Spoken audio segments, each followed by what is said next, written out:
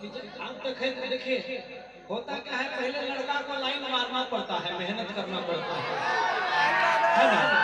उसके बाद लड़की खुद लाइन मारने लगती है। इसलिए हम जब इनको लाइन मारते थे हम क्या कहते थे, गे किया चले छे तो हमारा हाइट हाइट के हम जने जने चाहिए भागल जाए। हम एक दिन पूछ लिए, मुझे पता था आप छिछोरे टाइप के लड़के हैं। अच्छा, इसीलिए मैं दूर भागती थी आपसे। गे किया चले छे तू हमारा हाइट हाइट के सुना कि अब हमारा संग चले कमी साइट साइट के, अब हमारा संग चले।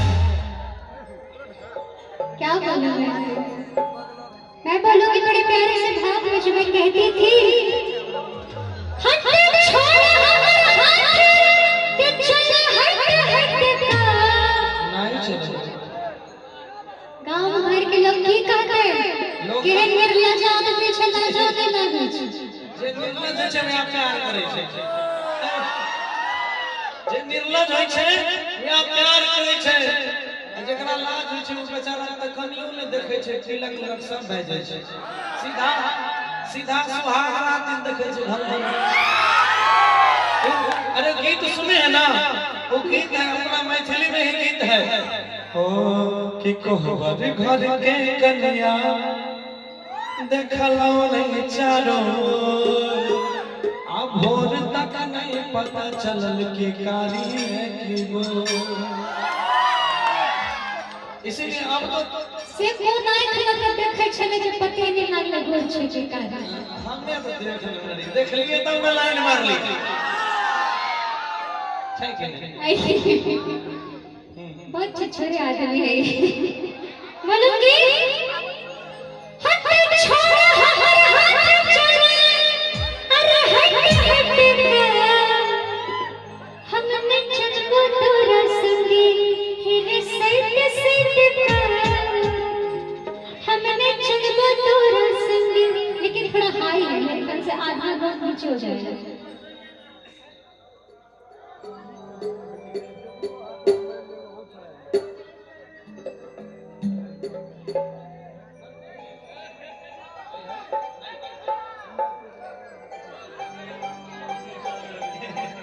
कम है ना, इसलिए आपको कम लग रहा है।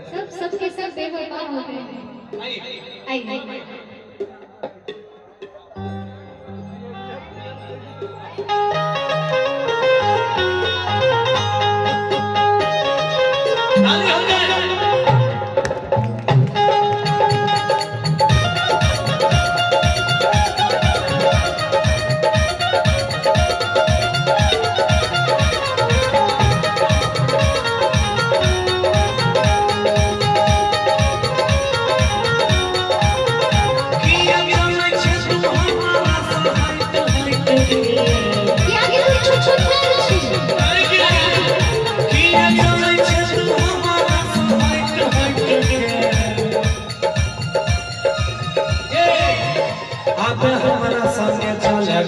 साइट साइट के, अब हमारा संगे चले कनी साइट साइट के, अब हमारा संगे चले। हट छोड़ हमारा हाथ चले हट का, नहीं चले बाबा। हट छोड़ हमारा हाथ चले हट का, हमने चलबो तोरा संग तेरे सैत का, हमने चलबो तोरा संग तेरे सैत का, हमने चलबो तोरा संग।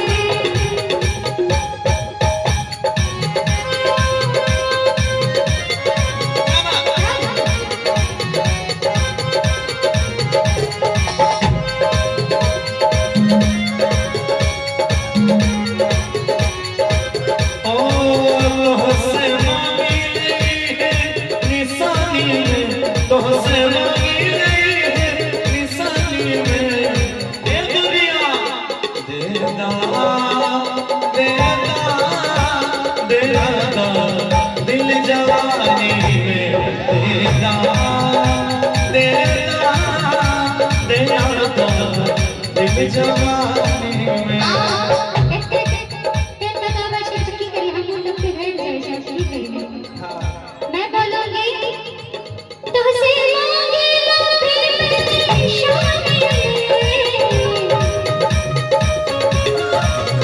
तुझसे मांगे लो प्रेम की शान लीला लीला लीला दिल चुराने लीला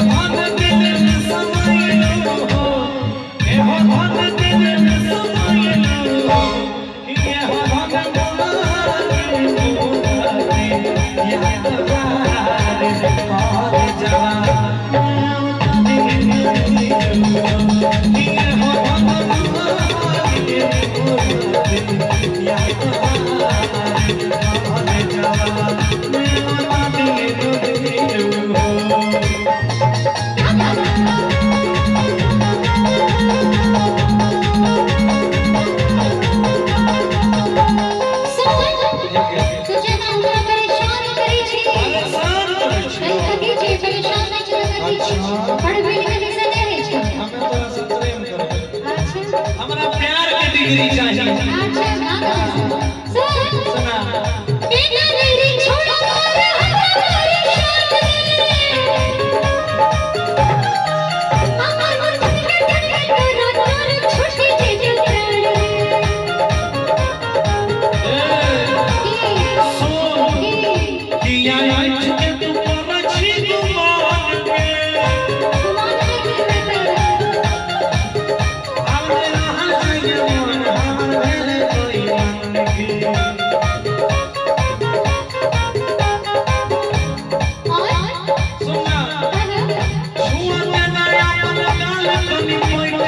के